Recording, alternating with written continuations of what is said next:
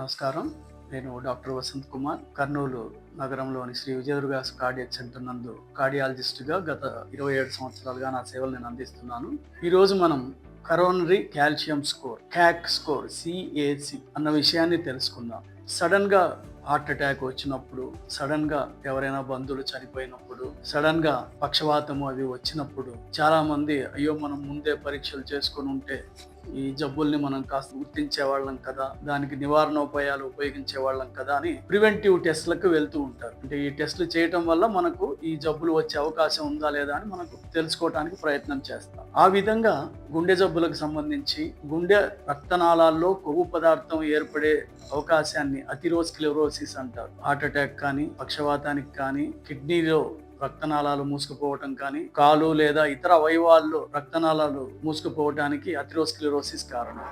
So ఈ atherosclerosis heart attack కు దారి తీయవచ్చు. సో దాన్ని ఎలా గుర్తించటం? సో ఈ కరోనరీ ఆర్టరీ కాల్షియం అన్నది CT స్కాన్ మెషిన్ ద్వారా చేస్తారు. మామూలుగా ECG, ట్రెడ్మిల్, లిపిడ్ ప్రొఫైల్ ఇవన్నీ టెస్టులు చేసిన తర్వాత ఈ వ్యక్తికి ఎటువంటి మందులు ఇవ్వాలి, గుండెలో అథెరోస్క్లెరోసిస్ పెరగకుండా ఎంత శాతం మందులు ఇవ్వాలి, ఎంత డోసులో ఇవ్వాలి అన్నది కూడా మనం గుర్తించటానికి ఇప్పుడు మనకున్న టెస్ట్లలో క్యాక్ స్కోర్ అన్నది ఒక టెస్ట్. అలాగే కెరోటిడ్ ఆర్టరీ ఇంటిమా మీడియా థిక్నెస్ అని ఒక టెస్ట్ చేస్తారు. బట్ క్యాక్ స్కోర్ అన్నది CT స్కాన్ మెషిన్ లో చేసే టెస్ట్. దీన్ని చాలా మంది CT కరోనరీ యాంజియోగ్రామ్ అని కూడా అపోహపడుతుంటారు, కానీ రెండు ఒకటే కాదు. క్యాక్ స్కోర్ లో మనము ఎటువంటి మందులు ఇవ్వము, ఇంజెక్షన్లు ఇవ్వము, కాంట్రాస్ట్ మీడియం అన్నది రక్తనాళాల్లోకి ఏమి ఇవ్వరు. కాబట్టి ఎప్పుడైనా వెళ్ళి ఈ క్యాక్ స్కోర్ అన్నది చేయించుకోవచ్చు. క్యాక్ స్కోర్ అన్నది గుండె కరోనరీ ధమనుల్లో కాల్షియం అన్నది ఎంతవరకు ఉన్నది, గుండె కరోనరీ ధమనులలో, కరోనరీ ఆర్టరీస్ లో కాల్షియం ఏర్పడటం ప్రారంభం అయింది అంటే ముందు ఈ అథెరోస్క్లెరోసిస్ ద్వారా రక్తనాళాలు సన్నబడి యాంజైనా, హార్ట్ అటాక్ ఇవి రావటానికి అవకాశం ఉండవచ్చు అని మనం గుర్తించగలము. ఈ క్యాక్ స్కోర్ చేసినప్పుడు దీనికి ఏమి ఉపవాసము అవి కూడా ఏం చేయాల్సిన అవసరం లేదు.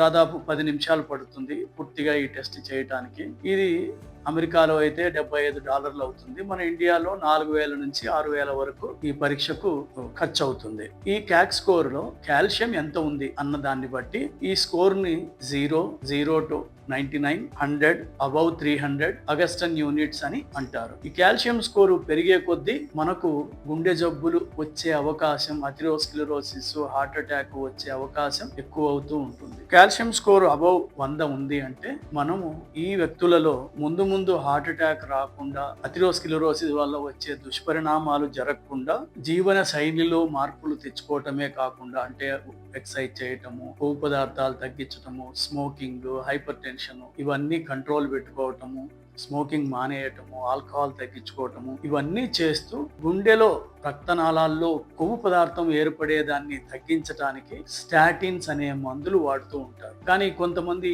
ఈ ఇంటర్నెట్ యుగంలో స్టాటిన్స్ వల్ల చాలా దుష్పరిణామాలు ఉన్నాయి, ఇది మీకు అవసరమా, అవసరం లేదు, అనవసరంగా తీసుకోవాల్సి వస్తుంది అని కొన్ని అపోహలు కలుగుతున్నాయి. కాకపోతే చిన్న వయసులోనే గుండె జబ్బుల్ని నివారించడానికి కొన్నిసార్లు మనము చిన్న వయసులోనే ఈ మందులు మొదలు పెట్టాల్సి రావచ్చు. ఈ క్యాక్ స్కోర్ 100 కంటే ఎక్కువగా ఉంటే వీరిలో స్టాటిన్స్ అన్న మందులు ఇవ్వటం వల్ల వాళ్ళలో ఫ్యూచర్ లో హార్ట్ అటాక్, పక్షవాతము, హార్ట్ ఫెయిల్యూర్ వచ్చే అవకాశాలు తగ్గుతాయని మనకు తెలుస్తా ఉంది. ఈ క్యాక్ స్కోర్ లో స్కోర్ ను బట్టి మనం LDL కొలెస్ట్రాల్ అన్నది మనం రక్తంలో ఉండే చెడు కొలెస్ట్రాల్ ఒక రకమైన, దీన్ని ఎంతవరకు తగ్గించాలి అన్నదాన్ని మనం నిర్ధారణ కూడా చేస్తుంటాం.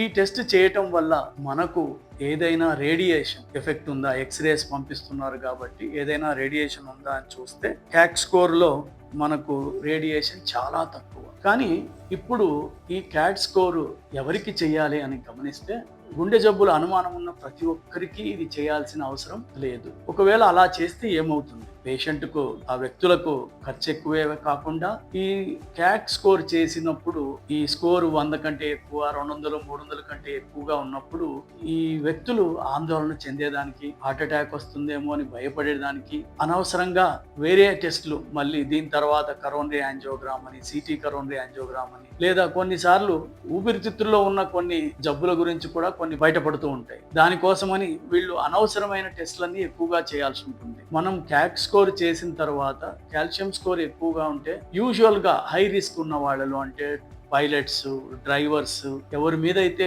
ఇతరుల ప్రాణాలు కూడా ఆధారపడి ఉంటాయో వాళ్ళకి ఈ కరోనరీ యాంజియోగ్రామ్ అన్నది మళ్ళీ చేయటం జరుగుతుంది. సో అనవసరమైన టెస్టులు, ఖర్చుతో కూడుకున్న టెస్టులు, శారీరక మానసిక బాధలు అవి ఈ టెస్ట్ చేసిన తర్వాత కొంతమందిలో మనం గమనిస్తూ ఉంటాం. ఈ టెస్టులు సపోజ్ ఒక ముగ్గురికి చేస్తే వీరిలో ఒకరికి ముందు angiogram test, city test, stress thallium test ఇట్లాంటివన్నీ కూడా సజెస్ట్ చేస్తూ ఉంటారు. సో ఈ టెస్ట్ మనకి ఏం తెలుపుతుంది? మీకు గుండె జబ్బు తీవ్రత ఏదైనా ఎక్కువగా ఉందా. కానీ కాల్షియం స్కోర్ 0 ఉన్నప్పటికీ కూడా కొంతమందిలో గుండె జబ్బులు ఉండటం మనం గమనిస్తున్నాం. సో కాల్షియం స్కోర్ 0 ఉందంటే మీరు ఎక్కువగా సంతోషపడాల్సిన అవసరం లేదు. ఎందుకంటే 0 ఉన్నప్పటికీ కూడా జబ్బు రావచ్చు. కానీ ఎక్కువ ఉన్న వాళ్ళు మందులు వాడటం వల్ల దీన్ని మనము తగ్గించుకోవచ్చు. ఈ క్యాట్ స్కోర్ లేకుండా కూడా మనము స్టాటిన్ లాంటి మందులు మొదలు పెట్టవచ్చు. ఎవరిలో అంటే హై రిస్క్ ఉన్న వాళ్ళలో, అంటే sugar, BP, smoking, family history of heart attacks, familial hypercholesterolemia అంటే కొలెస్ట్రాల్ చాలా ఎక్కువ ఉన్నవాళ్ళు, టైప్ 2 డయాబెటీస్ ఉన్నవాళ్ళు,